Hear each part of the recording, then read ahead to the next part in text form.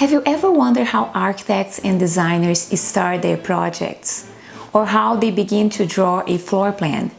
On this video, I'll be showing you some of the techniques and the theory behind concept design.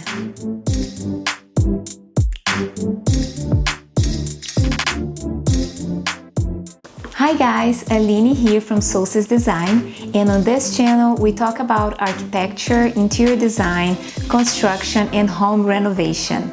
So if you like my content, please consider subscribing. Today's video is part 2 of a series called House Design for Dummies. If you haven't watched part 1 of this series, please make sure to check it out, and I will leave the link on the description below. Now let's talk about concept design. A concept is nothing more than a general notion, an abstract idea behind a design. And generally, these abstract ideas, they come from all the programming and research that we did in the previous phase of design. During concept, we gather all the information we have about clients' needs, clients' expectations, site conditions, land use bylaw and building code restrictions, and we start sketching floor plans that will embrace those given parameters. Now, before we even start sketching floor plans, we have a budget meeting with the clients where we are going to review their budget versus their wish list, and we will determine if this project is realistic or not. So after discussing budget with the clients and after we determine that okay, they have the budget to do this project, then we're gonna move on with the concept design. To get started, we should transfer the setback and some of the site information we have to the site plan.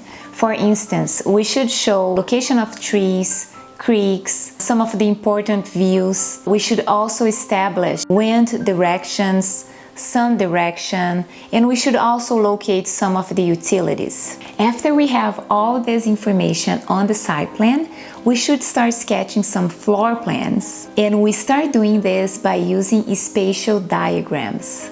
Diagrams are a very simple representation of spaces and its order. On a house design, diagrams usually have to address how we will locate and connect private and public areas in a home. Diagrams are not supposed to be accurate. They are just used to give us a general idea where some rooms are going to be in this house and how they should be connected. Once we are happy with our diagram configuration, we can then start space planning. And space planning will bring order to a very basic drawing.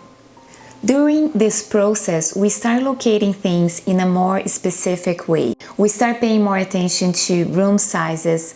We start locating plumbing fixtures, cabinetry, doors, windows, and adding details and the correct sizes of things. So we start loose and simple, and we refine it as we move on with the project.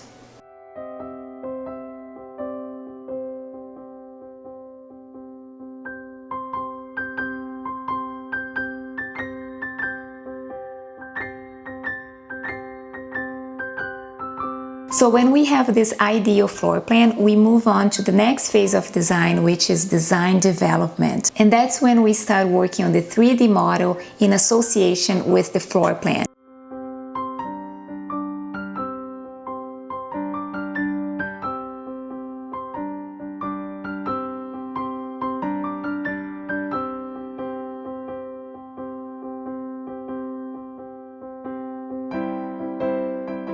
So that's it for today, guys. I hope you liked this video, and if you did, please hit the like button below. And if you have any questions, leave a comment, and I will see you on my next video.